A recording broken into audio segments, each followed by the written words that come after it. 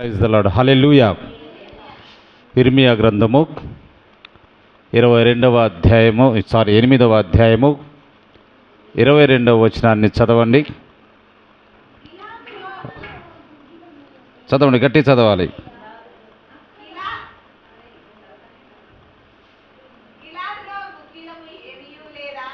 గిలాదులో గుగ్గిలము ఏమియూ లేదా, అక్కడ ఏ వైద్యుడును లేడా, నా జనులకు స్వస్థత ఎందుకు కలగకపోవచ్చున్నది. ఆమేన్. చిన్న ప్రార్థన చేసుకుందాం. సర్వశక్తిమంతుడా, దయామయుడా, నువ్వు పొందిన దెబ్బల చేత, నువ్వు పొందిన గాయముల చేత మాకు స్వస్థతను, ఆరోగ్యమును ప్రసాదించిన దేవా, నీకు వందనాలు. కల్వరిలో నువ్వు చూపిన గొప్ప ప్రేమకై నీవు స్తుతులు, స్తోత్రములు. ఈ దినము ప్రభువా, ఈ లేఖనమును తండ్రి మేము చదివి ఉన్నాం. గొప్ప పరిశుద్ధాత్ముడుగా మా మధ్యలో మీరు ఉన్నందుకు మీకు వందనాలు. ఈ యొక్క లేఖనాన్ని తీసుకొని ప్రభువా మాకు బోధించమని నా తండ్రి నీ చేతులకు అప్పగించుకుంటూ, ఇక్కడున్న ఈ చిన్న మందుకు ప్రభువా నీ యొక్క నిత్యమైన జీవాహారమును పంచిపెట్టమని, నీ చేతులకు ఈ యొక్క రొట్టె అయిన వాక్యమును మేము ఇచ్చుచుండగా తండ్రి మీరు ఆశీర్వదించి విరిచి నాయన దానిని మాకు ఇమ్మని ఈ సమయమందు ప్రభువా నీ నామానికి అర్పణ చేస్తూ యేసుక్రీస్తు ఘనమైన నామమున స్తుతించి అడిగి ప్రార్థన చేయుచున్నాము. ఆమెన్. అందరూ శ్రద్ధగా వినాలి. ఏమని చదువుకున్నాం? గిలాదులో గుగ్గిలము ఏమియూ లేదా, అక్కడ ఏ వైద్యుడును లేడా, నా జనులకు ఎందుకు స్వస్థత ఎందుకు కలగకపోవచ్చున్నది. గిలాదు అన్నది ఒక పట్టణమై ఉన్నది. ఆ గిలాదు దేనికి ఫేమస్? గుగ్గిలము అనే దానికి చాలా ప్రాముఖ్యమైన పట్టణముగా ఉన్నది. అక్కడ ఇంకా ఎవరుంటారు? వైద్యులు కూడా ఎక్కువగా ఉంటారు. చూడండి, గుగ్గిలము అంటే అది ఒక మందుకు సంబంధించిన వస్తువు. ఎక్కడైతే హాస్పిటల్స్ ఎక్కువ ఉంటాయో అక్కడ ఎవరు ఉంటారు? వైద్యులు ఎక్కువ ఉంటారు. కాబట్టి ఈ గిలాదు అన్నది ప్రజలను స్వస్థపరచడానికి, వారికి ఉన్నటువంటి రోగములను బాగు చేయటానికి ఈ గుగ్గిలము అన్నది ఎక్కువగా ఆ రోజులలో ఉపయోగపడే వస్తువుగా ఉన్నది. కాబట్టి ఈ గుగ్గిలాన్ని ఏ విధంగా తయారు చేయాలి, ఏ విధముగాను దానిని వినియోగించాలో తెలిసిన వైద్యులు అక్కడ ఉన్నారు. కానీ ఇక్కడ మనము ఆ గుగ్గిలమును గురించి, ఆ వైద్యుల గురించి మనం మాట్లాడుకోవటం లేదు. కానీ గుగ్గిలము అనగా వాక్యమై ఉన్నది. ఆమేన్. హల్లెలూయా. అక్కడ ఏ వైద్యుడును లేడా అంటే వాక్యమును వినియోగించే ఏ వ్యక్తియు, దైవజనుడు లేడా, ఏ ప్రవక్తయు లేడా. ఒకవేళ ఉన్నట్లయితే నా జనులకు ఎందుకు స్వస్థత కలగక పోవచ్చున్నది. హల్లెలూయా. ఇప్పుడు చూడండి, ఎందుకు ఈ విషయాలు మనం మాట్లాడుతున్నామంటే గుగ్గిలం ఏమైనది? వాక్యమై ఉన్నది. వైద్యుడు ఎవరై ఉన్నారు? ప్రవక్త అయి ఉన్నాడు. ఇప్పుడు చూడండి, ప్రవక్త చెప్తూ కల్వరి మీద యేసుక్రీస్తు రక్తము చిందించినప్పుడు దేవుడు ఒక సిద్ధపాటును సిద్ధం చేశాను. మొదటిసారిగా మానవుడు పాపము చేసినప్పుడు ఏదెనులో దేవునికిని ఆదాముకును మధ్య అగాధం ఏర్పడింది. అతడు దేవుణ్ణి కలుసుకోలేకపోయాడు ఆ తర్వాత నుంచి.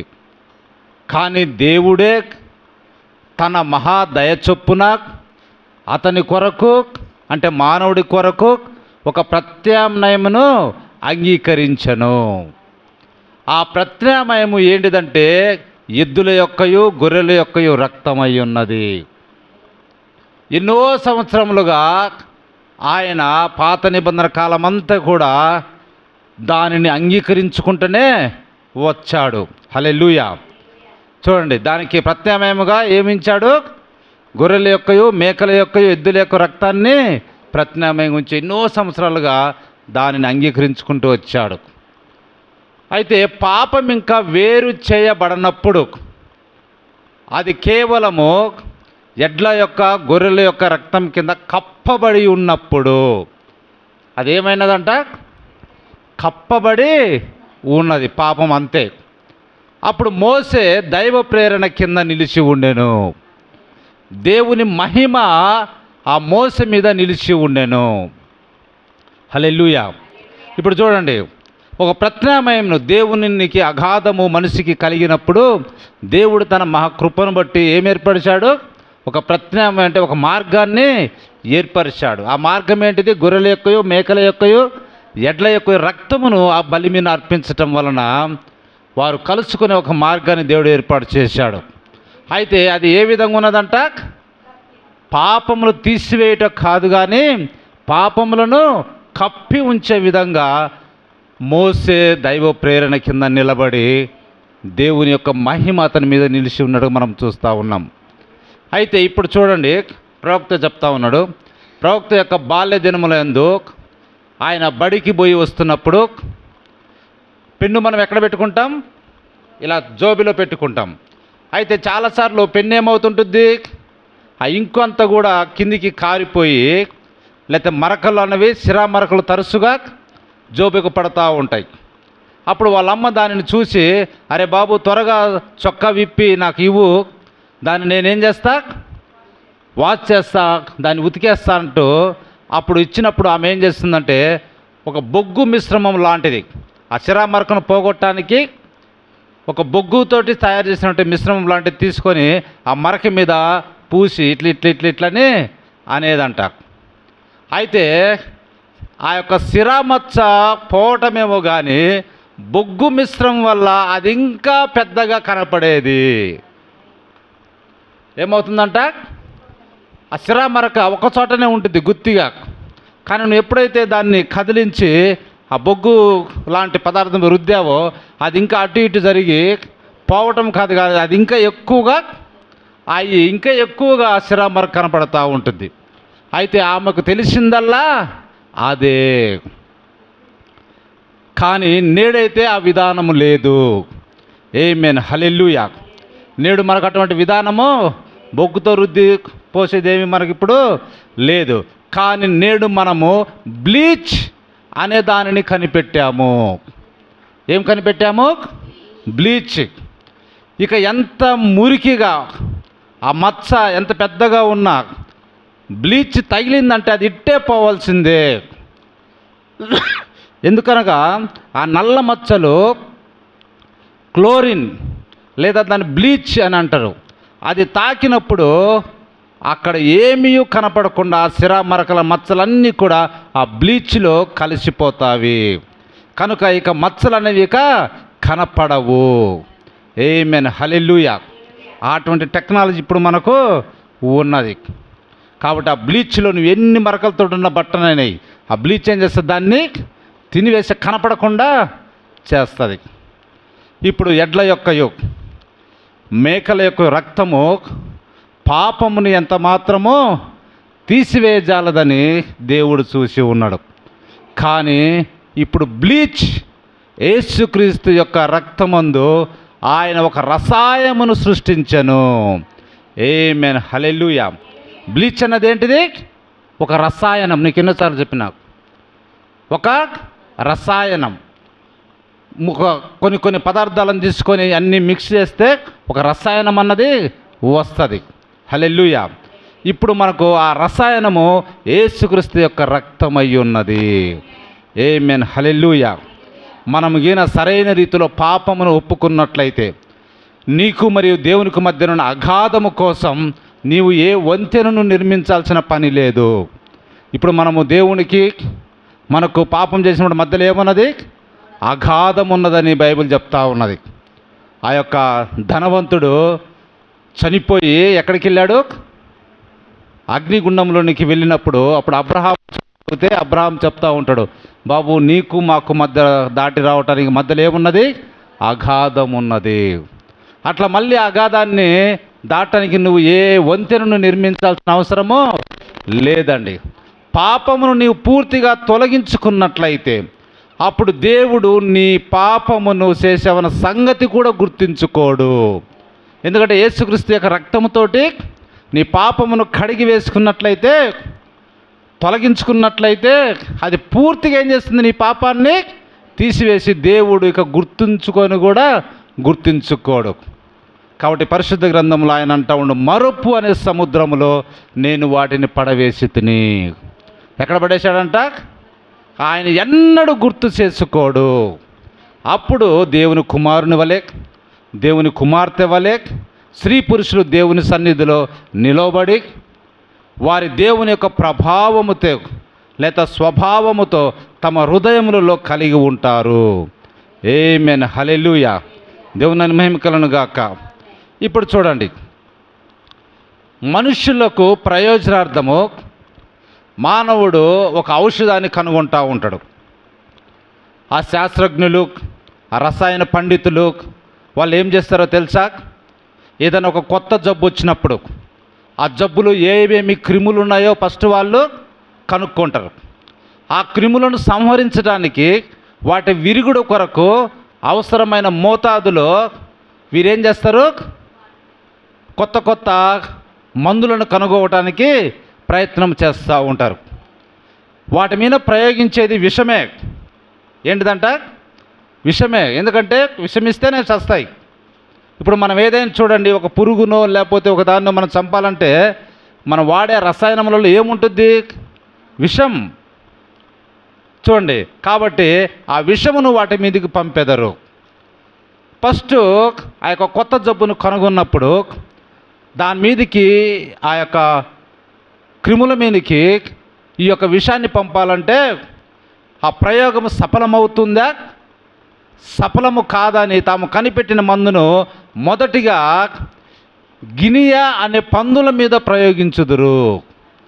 ఎట్లా చేస్తారంట వాళ్ళు? పందుల మీద ప్రయోగము చేస్తారు, డైరెక్ట్గా మనుషుల మీద చేయరు. ఎందుకంటే మనం చనిపోతే చాలా పెద్ద కేసు అయ్యి ప్రాబ్లం అవుతుంది. కాబట్టి ఆ ప్రయోగము సఫలమగు నిమిత్తము తాము కనిపెట్టిన మందును మొదటిగా ఒక గినియా పంది మీద ప్రయోగింతురు. మనిషికి వచ్చిన రోగమును పందులోనికి పంపి తద్వారా తాము కనిపెట్టిన మందును ఆ పందులకు ఇస్తారు. ఆ మందు వలన అది బాగుపడి బ్రతికిన ఎడల తర్వాత దానికి జబ్బున్న వానికి ఇచ్చేదరు. ఒకవేళ పందిగైనా బాగుపడి మంచిగా ఉందనుకో, అప్పుడు జబ్బున్న వానికి ఈ మందు ఇస్తారు. ఆ సంగతి మనందరికీ తెలుసు. హల్లెలూయా. ఇక్కడ ఇంకొక విషయం ఉన్నది. అదేంటంటే, గినియా పంది వలె అందరూ దృఢంగా ఉండరు మనుషులు. ఆ మందు కొందరిని చంపును, మరికొందరిని ఉపశమనము కలిగించును. పందుల మీద సక్సెస్ అయింది కాదంటంలే, కానీ దానిలాగానే మనుషులు దృఢంగా ఉండరు. అదే మందు ఒకరికి అదే జబ్బున్నోడికి ఇస్తే వాడు చస్తుంటాడు ఒక్కోసారి. అదే మందు అదే జబ్బున్న వాళ్ళకి వస్తే వాడికి కొంత ఉపశమనం అన్నది కలుగుతూ ఉంటుంది, కొంతమంది బాగుపడుతూ ఉంటారు. కానీ హల్లెలూయా, యేసుక్రీస్తు ఇచ్చే టీకా మాత్రము అందరికీ ఉపశమనం కలిగించును, ప్రతి ఒక్కరికి సహాయపడును. అది విరుగుడు కాదు, కానీ అది ఒక స్వస్థత అయి ఉన్నది. దేవుడిచ్చే యేసుక్రీస్తు అనే టీకా ఎటువంటిదంట? అదేదో విరుగుడు కాదు, సహాయపడటమని కాదు, కానీ అది స్వస్థత అయి ఉన్నది. నీ పూర్ణ హృదయంతో ప్రభువుని నువ్వు ప్రేమించిన యెడల నీవు తప్పక పరిశుభ్రమైన జీవితమును జీవించదవు. ఆమేన్, హల్లెలూయా, హల్లెలూయా. సంతోషముగాను స్వేచ్ఛగాను ఉండుటకే నువ్వు నిర్మించబడ్డావు. తండ్రి ఎదుట కుమారుడు ఉన్నట్టుగా ఉండుటకే నీవు నిర్మించబడ్డావు. మరియు మీకు తెలుసా, ఆయన నీ కొరకు ప్రతి దినమును మరియు ప్రతి కార్యమును సరిగ్గా ఉండాలని కోరుతా ఉన్నాడు. హల్లెలూయా. అయితే ఈ జనులు ఏం చేస్తున్నామంటే, ఈ క్రొత్త జన్మను చూసి భయపడి పోతా ఉన్నాం. మనం క్రీస్తులోనికి రావాలంటే ఏం చేయాలి? క్రొత్తగా ఒకడు జన్మించాలి. ఆ క్రొత్త జన్మ అంటేనే జనులకు ఏమైనదంట? భయపడిపోతూ ఉన్నారు. దాని ఎద్దుకు రావాలంటేనే బెంబేలెత్తిపోతున్నారు. ఎందుకనగా ఆ క్రొత్త జన్మ వారి వంకరలన్నిటినీ సరిచేస్తుంది. అది నిన్ను బింగో నాట్యాలకు చెయ్యనీయదు, చిల్లర పనులు అది నిన్ను చెయ్యనీయదు. బుధవారం జరిగే కూటాలకు, ఇంకా ప్రత్యేక కూటాలకు పోకుండా నిన్ను ఇంట్లో ఉండనీయదు కదా. హాలీవుడ్లో వచ్చే వెర్రి కార్యక్రమాలను, లేకపోతే రకరకాల టీవీ సీరియళ్లను, మురికి సరస్వతులను చూడకుండా అది నిన్ను ఆపుతుంది కదా. నీ జుట్టును పొడవుగా సాపిగా పెరిగినట్లు అది నిన్ను చేస్తుంది కదా. ఒకవేళ సంఘ పెద్దగా ఉంటూ సిగరెట్లు తాగటం, దొంగిలించటం అనే వాటిని నువ్వు చేయకుండా అది నిన్ను సరిచేస్తుంది కదా. అది నిన్ను ఒక ప్రత్యేకమైన వానిగా చేస్తుంది. ఆ క్రొత్త జన్మ నిన్ను శుభ్రపరిచి నీకు రక్షణ ఇస్తుంది. లోకంలో ఉన్న ఏదియు నీవు పొందిన రక్షణను ఇక వివరించలేదండి. ఎందుకనగా నీలో ఏదో జరిగినదని నీకు మాత్రమే తెలుసును. ఆమేన్, హల్లెలూయా. కాబట్టి ఇవన్నీ పోతాయి. అందుకని తొందరగా క్రొత్త జన్మ దగ్గరికి మనుషులు రాలేకపోతూ ఉన్నారు. క్రీస్తు దగ్గరికి మనుషులు ఎందుకు రాలేకపోతున్నారంటే వారు ఇంకా లోకమును ప్రేమిస్తూనే ఉన్నారు. తమ చీకటి కార్యములను ఇంకా ప్రేమిస్తాను. ఇవన్నీ ఎక్కడ మానాలంటే అబ్బా నా వల్ల అవుతుందా, వీటి వల్ల కాదు అని తొందర క్రీస్తు దగ్గర రాలేకపోతున్నారు. ఇప్పుడు చూడండి, కొంతసేపటి క్రితం మనం మాట్లాడుకున్నట్టుగా మనిషి ఒక ఔషధం కనిపెట్టినప్పుడు వారు ఏం చేస్తారు, దాన్ని విరుగుడు వారు కనుగొంటారు. వారికి జబ్బును ఫలానాని నిర్ధారించినప్పుడు దానిని ఎలా నయం చేయాలనే ప్రక్రియను మొదటగా ఆ గినియా పందులలో ప్రయోగిస్తారు. అది దానిలో పనిచేసి అది సక్రమంగా బ్రతికిందంటే తర్వాత దానిని మానవులకు ఇస్తూ ఉంటారు. హల్లెలూయా. అయితే ఈ రాత్రి మనం మాట్లాడుకుంటున్న ఈ టీకా, ఈ గిలాదు గుగ్గిలము మానవునికి అందుబాటులోనికి తెచ్చుటకు దేవుడు ఒక గినియా పందిని ఎన్నుకోలేదు కానీ, హల్లెలూయా, మానవుడు ఎన్నుకున్నట్టుగా ఒక గినియా పందిని దేవుడు ఎన్నుకోలే. ఈ గిలాదులను గుగ్గిలని మానవుడికి ఇవ్వటానికి గినియా పందిని ఎన్నుకోలేదు కానీ తానే స్వయంగా రంగప్రవేశం చేశాడు. ఆమేన్, హల్లెలూయా. అది నిజమండి. దేవుడే రంగప్రవేశం చేశాడు స్వయంగా. ఆయన రాగలిగిన ఏకైక విధానం ఏదనగా స్వయంగా ఆయనే కుమారుడి రూపమున శరీరధారి అయి మన మధ్య నివసించి మరణపు ముళ్ళును విరిచెను. చనిపోవటికే ఆయన అరుదించెను. ఆత్మగా ఉండినప్పుడు ఆయన మరణించజాలడు. కావున ఆయనే స్వయంగా మానవ రూపం దాల్చి మరణించెను. కనుక ఆయన ఒక శరీరమును నిర్మించుకొనెను. దాని పేరు దేవుని కుమారుడగు యేసుక్రీస్తు. దేవుడు ఆ శరీరమందు నివసించి మనిషి పాపమును పరిహరించుటకు భూమి మీద ఇమ్మానుయేలుగా తన్ను తాను కనబరుచుకొనెను. రక్త మాంసములలో ఆయన పాలివాడకుటకు హేతువు ఇదే మరి. హల్లెలూయా. రక్తమందున్న రసాయనం అదేనండి. క్రీస్తులో ఉన్న బ్లీచ్ అనే రక్తమందున్నటువంటి రసాయనం అది. హల్లెలూయా. దేవుని నన్ను మహిమ కలుగును గాక. ఇంకొంచెం ముందుకు వెళ్దాం. ఇప్పుడు వసంతకాలం వచ్చినప్పుడు తల్లి పక్షులు గూళ్ళు నిర్మించుకొని గుడ్లు పెడతాయి. గుడ్లు పెడితే సరిపోద్దా? అవి ఎంతో ఓపికతో వాటి మీద ఉండి వాటిని పొదగాలి. గూళ్ళు నిర్మించినాయి, గుడ్లు పెట్టినాయి. గుడ్డు పెట్టినంత మాత్రాన పిల్లలు వస్తాయా? రావు. కానీ ఓపికతో వాటి మీద ఉండి వాటిని పొదగాలి. అవి పొదిగేంత వరకు ఎంతో కష్టపడి అక్కడ నిలిచి ఉండాలి. ఇప్పుడు నువ్వు కోడిని పొదిగేస్తావు, అది ఎంతో కష్టపడి అక్కడనే ఉంటుంది. అలా ఉండిన పిదప అది తన సత్తువనంతటిని పోగొట్టుకుంటుంది. అవునా కాదా? తన సత్తువనంతటినీ పోగొట్టుకుంటుంది. అది బయటికి వెళ్ళి ఆహారం తిని బలిష్టంగా ఉండలేదు. ఎప్పుడు చూసినా గుడ్ల మీదనే కూర్చొని ఉంటుంది. అలా ఒక రోజు కాదు, 2 రోజులు కాదు, కొన్ని 20 రోజులు ఉంటాయి, కొన్ని 15 రోజులు ఉంటాయి, కొన్ని 30 రోజులు ఉంటాయి. అప్పుడు వాటిని సత్తు అంతా కూడా పోగొట్టుకుంటుంది. అప్పుడు కనీసం ఎగురు లేని పరిస్థితి కూడా దానికి వచ్చును. మనం చూడండి, ఆ కోడి గుడ్ల మీద నుంచి పొదిగిన ఆ కోడిని మనం ఎత్తితే అది కనీసం లేలేక పోతుంటుంది.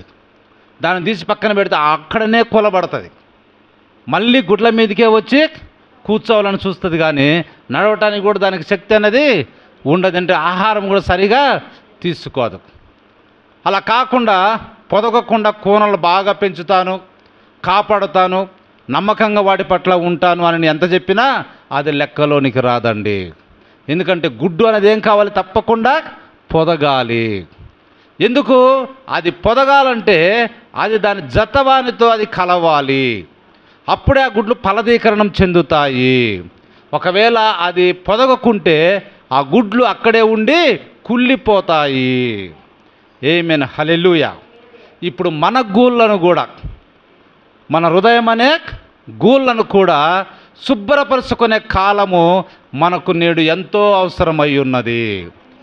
దానిలో అంటే ఆ హృదయం అనే గూటిలో నుండి పనికిరాని దాని అంతటిని బయటపడవేయాలి. అందున స్త్రీ పురుషులు పరిశుద్ధతతో నింపబడాలి. జతకాడగు యేసుక్రీస్తుతో మనం ఏకమవ్వాలి. ఆయనిచ్చే పరిశుద్ధాత్మ బాప్తిస్మను పొంది ఆత్మపూర్ణులుగా జీవించాలి. అది నిజమండి. ఈ ప్రక్రియ జరిగితేనే మన కూటాలు ప్రభావవంతంగా ఉంటాయి, కూటములకు జీవం వస్తుంది. ఆమేన్, హల్లెలూయా. అయితే ప్రజలు ఈ దినము ఆ ఔషధాన్ని చూసి భయపడతా ఉన్నారు. యేసుక్రీస్తు అనే ఆ రక్తం అనే బ్లీచ్ ఎక్కడ వారు పరిశుభ్రపరుస్తుందనని, ఆ మురికంతా తీసివేస్తుందని వాళ్ళు భయపడుతున్నారు. ఇంకా మురికినే వారు ప్రేమిస్తూ ఉన్నారు. కానీ సృష్టికర్త దేవుడు కన్యమరియను కమ్ముకొని ఆమె గర్భమందు జీవకర్మను సృజించి ఇమ్మానుయేలుని నామధేయమున ఒక నరుని తీసుకొని వచ్చాను. ఏ మానవ సహాయం లేకుండా తనకు తానే దేవుడే శరీరధారి ఆయను. మొదటి నరుని సృజించిన సృష్టికర్త ఆయనే. ఆమెన్. ఆయన ఇక్కడ ఉండెను, ఆయన ఇక్కడ నిలిచి ఉండెను. ఆ టీకాను తీసుకున్న నిమిత్తము ఆయన దానిని ఆ విధంగా చేశాడు. ఆమేన్, హల్లెలూయా, హల్లెలూయా. కాబట్టి రోగాన్ని నయం చేసి ఏ మంచి వైద్యుడైనా లేకపోతే ఏ శాస్త్రజ్ఞుడైనా ఏమి చేయను? ఇంకొకటి కూడా ఉంది. వారిలో కొంతమంది ఒక ఖైదీ గుంపునొద్దకు వెళ్ళి ఖైదీలలో కొందరిని ఎంచుకొని తాము కనుగొన్న మందు టీకాను వారి మీద ప్రయోగింతురు. పందుల మీద కుదరకపోతే ఏం చేస్తారో తెలుసా? జైలుకి వెళ్తారు. ఉరి శిక్ష పడ్డ వాళ్ళను, యావద్గారం పడ్డ వాళ్ళను, ముసలి వాళ్ళు అవుతున్న వాళ్ళను, అరే టీకా ఒకటి ఉంది, కొత్త ప్రయోగం, దాని మీద మీకు ప్రయోగము చేస్తాం, మీరు బ్రతికారనుకో మిమ్మల్ని విడుదల చేసేస్తాం, చనిపోయారనుకో ఈ ఎట్లా చనిపోతారు, మీరు ఎట్లనైనా మీరు చనిపోవాల్సిందే, మీకేంటంటే జీవిత ఖైదు పడింది, ఉరిశిక్ష పడింది. ఒకవేళ ఈ టీకాను మీరు వేసుకుంటే అంగీకరించి ఒకవేళ బ్రతికారనుకో మిమ్మల్ని విడుదల చేస్తాం. ఆ షరతు మీద ఖైదీల మీద ప్రయోగాలు చేస్తూ ఉంటారు. వారికి ఎట్టి హాని జరగనట్లయితే వారు సఫలీకృతులగుదురు. ఖైదీ ఆ మందును తీసుకున్న ఇష్టపడినట్లయితే అతడు స్వేచ్ఛగా బయటికి పోవచ్చును.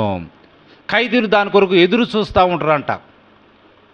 వైద్యుడు కూడా తన టీకా విషయమై కొంత భయపడతాడు. వాళ్ళ మీద ప్రయోగించే వైద్యుడు కూడా భయపడతాడు. సక్రమణంగా పనిచేస్తుందా, పనిచేయదా, ఆ వ్యక్తి బతుకుతాడా, బతకడా, కొంత భయం ఉంటుంది. అయితే మీకు తెలుసా, తన సొంత మందు విషయంలో దేవుడు ఏమాత్రము భయపడాడు. ఆమేన్, హల్లెలూయా. ఏంటంట? ఆయన తన సొంత మందు విషయంలో దేవుడు ఏమాత్రము భయపడాడండి. ఎందుకంటే ఆయన తయారు చేసిన మందు ఎటువంటిది? అపరిశుద్ధమైన రక్తం. అది నీ పాప రోగాన్ని సంపూర్ణంగా తీసివేయటానికి అది పర్ఫెక్ట్ అయినటువంటి పరిశుద్ధమైన పాపము లేనటువంటి నిష్కలంకమైనటువంటి రక్తమై ఉన్నది. ఆమేన్, హల్లెలూయా. నేడు మనకు ఎటువంటి స్త్రీ పురుషులు కావాలి? పరిశుద్ధాత్మ యొక్క సూచనల చేత లోకం యొక్క నోరును మూపించేవారు కావాలి. మనకు అటువంటి క్యాంపు కూటాలు మనకు అవసరం. మనకి భూలోకము తలకిందులు చేసేవారు కావాలి. ఆ దినము ఆది అపోస్తలులు ఎక్కడికి వెళ్తే వాళ్ళని ఏమంటా ఉన్నారు? ఏమో భూలోకాలను తలకిందులు చేసే వాళ్ళు ఇక్కడికి కూడా వచ్చారా? అటువంటి వారు ఈ దినం మనకు కావాలి.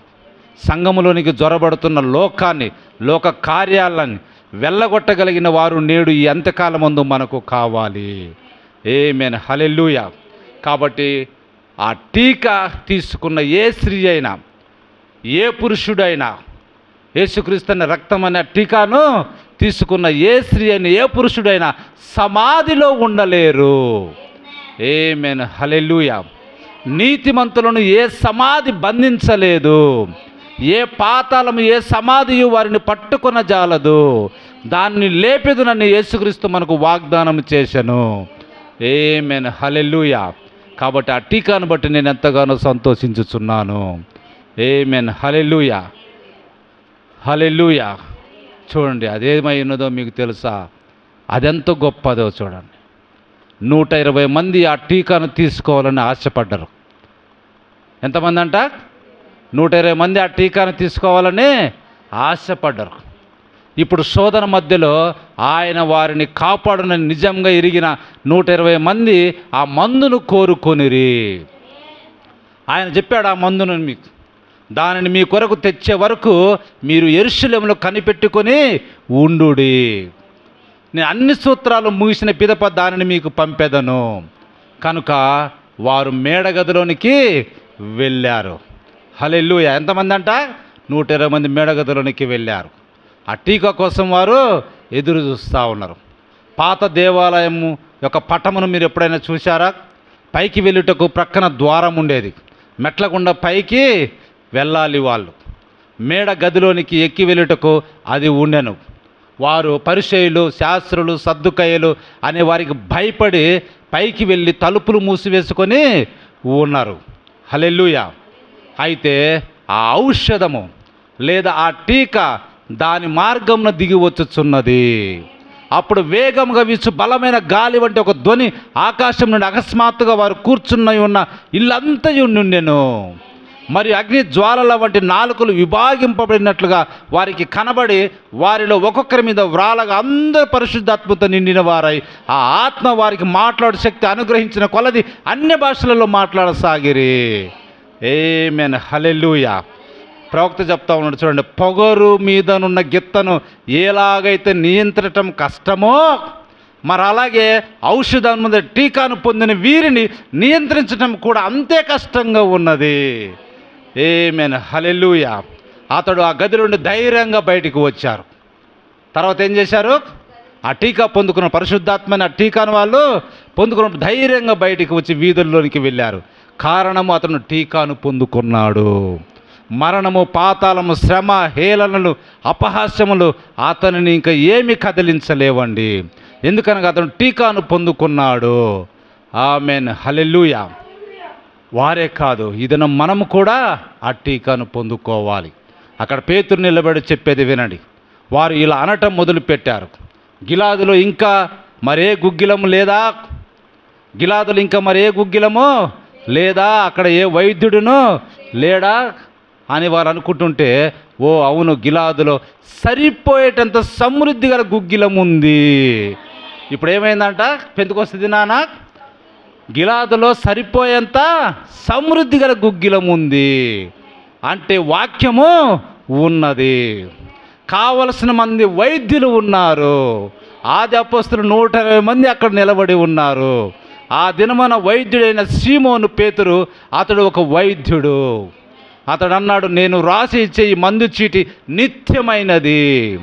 ఎందుకనగా అది మీకును మీ పిల్లలకును దూరస్తులందరికీ ఈ మందు చీటి అవసరమై ఉన్నది. ఖచ్చితంగా చెప్పాలంటే ప్రభువగు దేవుడు తన యొద్దకు పిలిచిన వారందరికీ ఈ చీటి మందు అవసరమై ఉన్నది. దానిని నేను మీకు ఇవ్వబోతా ఉన్నాను. ఆమేన్, హల్లెలూయా. కాబట్టి అక్కడ నిలిచిన వారందరూ అడుగుతారు, అయ్యా ఆ టీకాను పొందుకోవడానికి మేమేమి చేయాలి?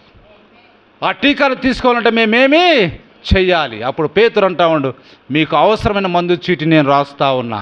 అదేమిటనగా మారు మనస్సు పొంది, మీరు మారు మనస్సు పొంది పాప క్షమాపణ నిమిత్తం మీలో ప్రతి వాడు యేసుక్రీస్తు నామంలో బాప్తిస్మం పొందుడి. అప్పుడు మీరు పరిశుద్ధాత్మను వరమును పొందుదురు. ఈ మందు చీటి మీ పిల్లలకు, మీ కొరకు, దూరస్తులందరికీ చెందుతుంది అనగా ప్రభువుకు దేవుడు తన వద్దకు పిలిచిన వారందరి కొరకు ఈ మందు చీటి సరిపోతుంది. ఆమేన్, హల్లెలూయా. ఒక జబ్బు తగ్గించుట కొరకు వైద్యుడు ఒక మందును కనుగొంటే దానిని మందు చీటి మీద రాసి అది ఏ మందుల షాపులో లభ్యమగునో అచ్చటికి పంపుతాడు. హల్లెలూయా, అవునా కాదా? ఆయన రాస్తాడు. రాసిన తర్వాత మనకు తెలవకపోతే మనం ఏంటో, అయ్యా ఈ మందులు ఎక్కడ దొరుకుతాయి డాక్టర్ గారు అని మనం అడుగుతాం. ఆయన పలాని షాపుకు వెళ్ళండి అని ఆయన చెప్తాడు. అయితే ఆ మందుల షాపు వాడు దానిని కాకుండా మరేదో ఇచ్చి ఉన్నట్లయితే ఆ రోగికి అది గిట్టొచ్చు, లేకపోతే గిట్టకపోవచ్చు. అవసరమైతే అది వికటించి ప్రాణాలు కూడా పోవచ్చు. కానీ వైద్యుడు తన మందు చీటి మీద రాసి ఇచ్చిన అదే మందును మనం వాడాలి. కానీ మందుల షాపు వాడు చేసే కపట పని వలన అపాయాలు ఒక్కొక్కసారి మనకు వస్తాయి. కాబట్టి అటువంటిది కాదు. కానీ మందు చీటి మీద ఏమైతే రాసి ఉంటుందో, అంటే బైబిల్లో ఏమైతే రాసి ఉంటుందో అదే దానిని మనము పాటించాలి. ఆమేన్, హల్లెలూయా. మందు చీటిలో ఇప్పటికీ మార్పు లేకుండా ఉన్నది. ఆమేన్. ఈ బైబిల్లో రాసబడిన ఈ మందుల చీటి ఇప్పటికీ ఏ మార్పు అన్నది లేదండి. హల్లెలూయా. దీంట్లో ఒక అక్షరం తీసివేయటానికి, కొంత కలపటానికి ఏమాత్రం వీలు లేదండి. మార్పు లేకుండా ఉన్నది ఒక్క పరిశుద్ధ గ్రంథమైనటువంటి ఈ మందుల చీటేను. ఎందుకంటే అది దేవుడు రాసి ఇచ్చినది. ఆమేన్, హల్లెలూయా. కాబట్టి ఆ 120 మందే కాదు, పెంతుకొస్తు దినాన ఎంతమంది మారు మనసు పొందారు? 3000 మంది. ఆ తర్వాత సమరయులు దాన్ని పొందుకున్నప్పుడు వారు ఆ టీకాను తీసుకున్నారు, వారు దానినే తీసుకున్నారు. తర్వాత అన్యులు తీసుకున్నప్పుడు దాన్నే తీసుకున్నారు. ఆ మందుల చీటి మీద రాసిన దాన్నే తీసుకున్నారు. అపోస్తుల కార్యం 19వ అధ్యాయంలో పౌలు గారు కొంతమందిని కలుసుకున్నారు. వారు కూడా తర్వాత పౌలు చెప్పినట్టుగా ఆ మందుల చీటి మీద రాసిందే తీసుకున్నారు. హల్లెలూయా. అందరు కూడా ఆ రీతిగానే దానిని పొందుకున్నారు. ఆమేన్, హల్లెలూయా. నేడు కూడా అదే సంగతి. గిలాదులో ఎంతో సమృద్ధిగా గుగ్గిల మీద ఉన్నది. గిలాదులో ఎంతో సమృద్ధిగా గుగ్గిలము ఉన్నదండి. అనేక మంది వైద్యులు కూడా అందుబాటులో ఉన్నారు ఈ దినం. అనేక మంది సేవకులు అందుబాటులో ఉన్నారు. కానీ జనులు ఆ మందు చీటిని చూసి భయపడుతున్నారు. జనులు ఏం చేస్తున్నారు? డాక్టర్ రాసిచ్చే మందు చీటిని చూసి భయపడుతున్నారు. ఆ పాస్టర్లు బైబిల్ వాక్యములోని చూచి చెప్పేదాన్ని చూసి భయపడుతూ ఉన్నారు. దేవుని స్తోత్రం. గిలాదులో ఏ గుగ్గిలము లేదా? పరిశుద్ధాత్మ శక్తి అక్కడ లేదా? తప్పకుండా ఉన్నదండి. హల్లెలూయా, హల్లెలూయా. ఈ టీకా అందరికీ పని చేయును. అది యూదులకు పనిచేస్తుంది, సమరయులకు పనిచేస్తుంది, అన్యులకు కూడా పనిచేస్తుంది. ప్రతి ఒక్కరికి ఒకే విధంగా పనిచేస్తుంది. ఆమేన్, హల్లెలూయా, హల్లెలూయా. కాబట్టి ఈ దినము ఆ టీకా మనకు కావాలి. ఆ మందుల చీటీలో రాయబడింది మనకు కావాలి. గిలాదుల గుగ్గిల మీద సమృద్ధిగా ఉన్నదండి. ఆ గుగ్గిలాన్ని మనం ఏం చేయాలి? తీసుకొని మనకున్నటువంటి పాపరోగాన్ని కడిగి వేసుకోవాలి. దేవుని నామమున మహిమ కలుగును గాక. అది వారికే కాదు కానీ అది మన కొరకును, మీ పిల్లల కొరకు, దూరస్తులందరి కొరకు అనగా ప్రభువుకు మన దేవుడు తన యొద్దకు పిలిచిన వారందరికీ కూడా ఈ మందు చీటి అంతటా అందరికీ ఒకేలా పనిచేస్తుంది. ఆమేన్, హల్లెలూయా. దేవుడు తన పరిశుద్ధ వాక్యము దీవించునుగాక. దేవుడు మనలందరినీ కూడా దీవించునుగాక. తల్ల వచ్చినట్లయితే ప్రార్థన చేసుకుందాం. ప్రార్థించుకుందాం. ప్రేమమయుడా, దయామయుడా, నీకు వందనాలు.